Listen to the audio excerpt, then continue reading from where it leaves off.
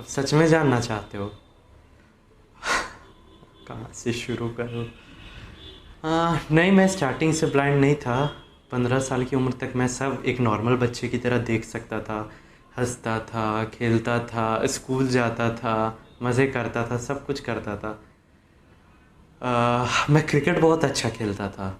सबको उम्मीदें थी कि मैं इंटरनेशनल तक जा सकता हूँ। मुझ में वो था, सबको ऐसा लगता था। तो मैं क्रिकेट खेलने ही गया था। ग्राउंड में हम क्रिकेट खेल रहे थे, मैं फील्डिंग कर रहा था। तो एक कैच मेरे तरफ आई, मैं उसे ही पकड़ने गया और मेरा पैर स्लिप हो गया। और फिर मेरी आंखें डायरेक्ट जाके पत्थर में लग गई। मुझे 5-6 घंटे बाद होश आया तो मैं एक अस्पताल में था। मैंने आंखें खोली तो मैं कुछ देख नहीं पा रहा था, मुझे सिर्फ अंधेरा अंधेरा सा दिख रहा था। तो मैं बहुत डर गया। मैंने पूछा, कोई है? तो मेरी मम्मी की रोने की आवाज़ सुनाई पड़ी मुझे। मैं छोटा भले था पर समझ गया था क्या हुआ है। एक बार में लगा कि सारे सपने ख़त्म हो गए। लगा कि मानो ज़िंदगी ख़त्म हो गई हो। पर मैं बच्चा था, क्या करता मैं डर गया था। मैंने चिल्लाना शुरू कर दिया। मैंने अपनी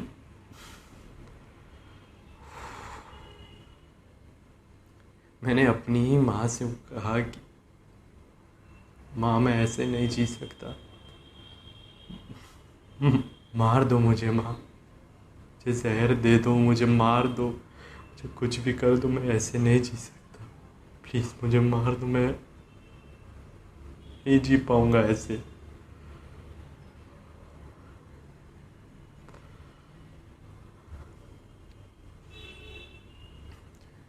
मुझे मुझे पता था कि हमारे पास इतने पैसे नहीं है कि मैं अपना आँखों का इलाज करवा पाऊँ। मेरे लिए तो मेरे सारे सपने ख़त्म हो गए थे ना। मैंने फिर भी कोशिश की पर 3 महीने बाद मुझसे नहीं रहा गया। 3 महीने बाद मैंने, जब एक दिन सब कोई घर से बाहर चल गए, मैंने सुसाइड का अटेम्प्ट किया। पर उसी टाइम लकीली मम्मी वापस आ गए, उन्हें कुछ सामान लेना था। उन्होंने देखा और मुझे बचा लिया। पर उन्होंने मुझसे कुछ नहीं कहा उस दिन, वो बस चली गई। मुझे कुछ समझ में नहीं आया फिर।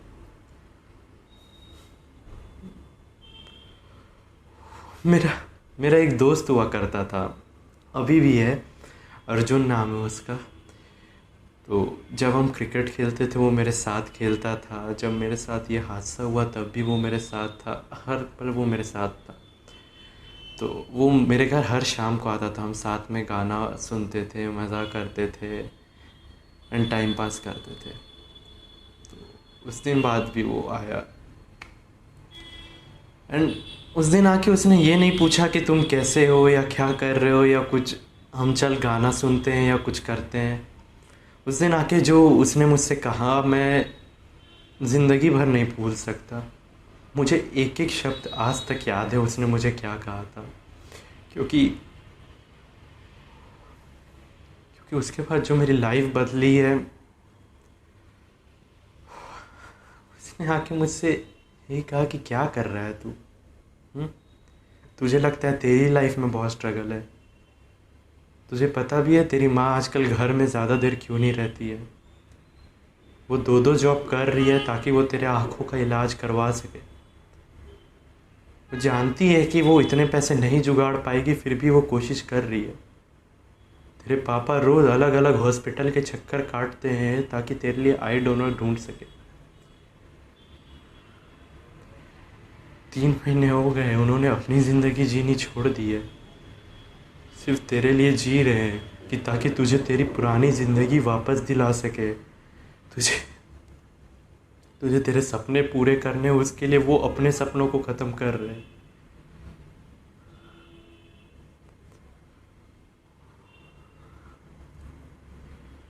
तुझे लग तुझे लगता है ना मरना चाहिए, मर जा तू। कम से कम वो तो चैन से रहेंगे। मैं मैं समझ गया कि मैं कितना गलत था। मैं ज़ोर ज़ोर से उसके सामने रोने लगा। पर मैं पर मैं उनसे माफ़ी नहीं मांग पाया। क्या करता, गर्म खून था मेरा भी। मुझे लगता था ये लोग क्या समझेंगे, जो पता है मुझे ही पता है।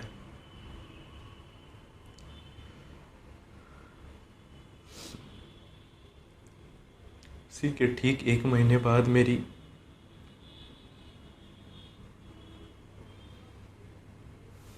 मम्मी का डेथ हो गई। पता है,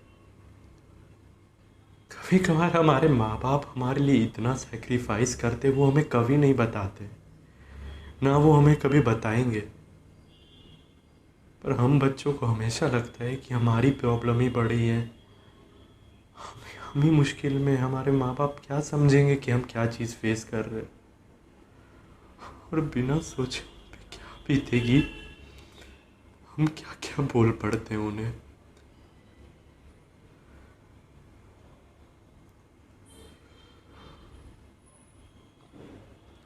अपने माँ बाप का सम्मान करना चाहिए, उनके सैक्रिफाइसेस के लिए उनका शुक्रगुजार होना चाहिए।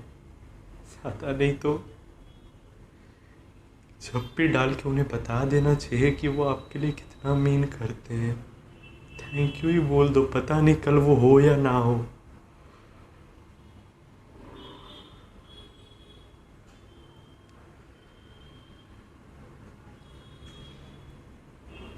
ज़रूरी नहीं है कि आपकी लाइफ में आपका इंस्पिरेशन कोई फिल्म का हीरो हो या कोई सुपरस्टार हो।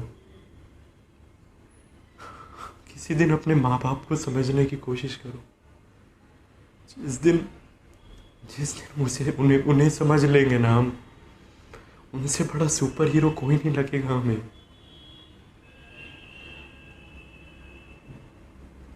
माँ, मैं आपको कभी बोल नहीं पाया, आई एम रियली सॉरी। पर पर आप ही मेरी हीरो हो, आप मेरी सुपर हीरो, आप ही मेरी इंस्पिरेशन हो। आई मिस यू माँ, मिस यू।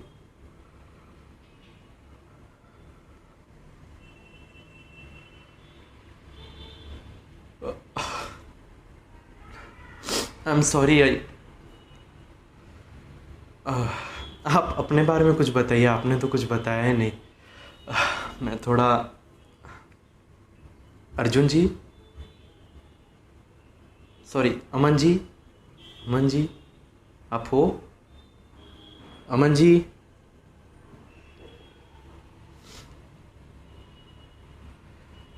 सॉरी मैंने अगर आपको बोर किया तो। मैं कभी कभार भावुक होकर ज़्यादा बोल पड़ता हूँ। एनीवेज, थैंक यू मेरी कहानी सुनने के लिए। आपसे फिर मिलने की आशा करता हूँ। चलता हूँ अब।